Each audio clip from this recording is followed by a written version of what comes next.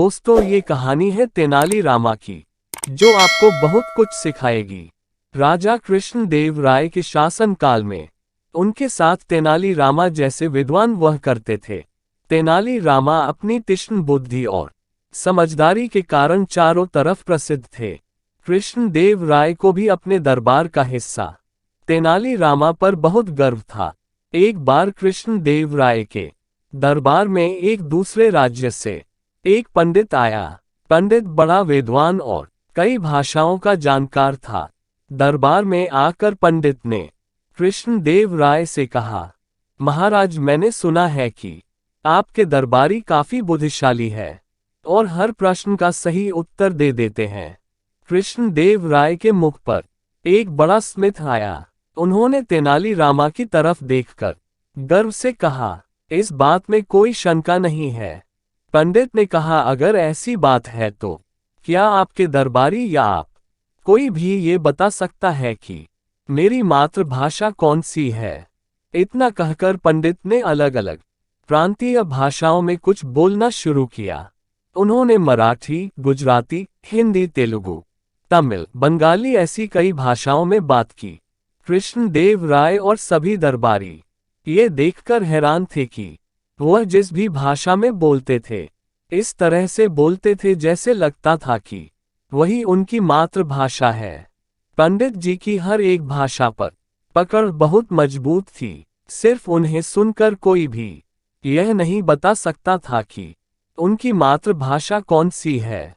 कृष्णदेव राय और सभी दरबारी जब इस प्रश्न का उत्तर दे नहीं पाए, तब कृष्णदेव राय ने बड़ी उम्मीद से तेनाली रामा की तरफ देखा। तेनाली रामा ने कहा, मुझे कुछ दिनों की मोहलत दे दीजिए, मैं इस प्रश्न का उत्तर जरूर दे दूंगा। तब तक आप पंडित जी को हमारे राज्य में अतिथि की तरह रहने का आमंत्रण दीजिए और मेरी इच्छा है कि मैं इतने विद्वान पंडित जी की कुछ दिनों तक सेवा करूं।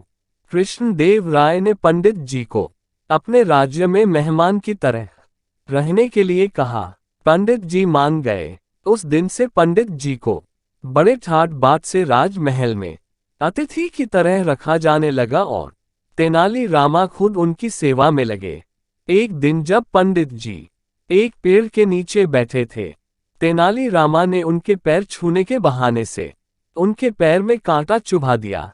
दर्द किसे पंडित जी चिल्लाए और तमिल में अम्मा अम्मा बोलने लगे।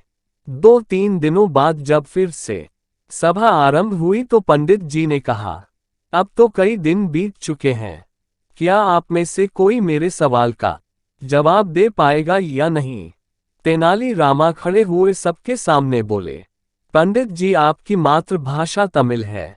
इससे पहले कि कोई कुछ बोलता, पंडित जी खुद ही ताली बजाने लगे और तेनाली रामा को शाबाशी देते हुए कहा कि तुम बहुत बुद्धिमान हो। मुझे बताओ कि तुम्हें कैसे पता चला कि मेरी मातृभाषा तमिल है, कोई और नहीं।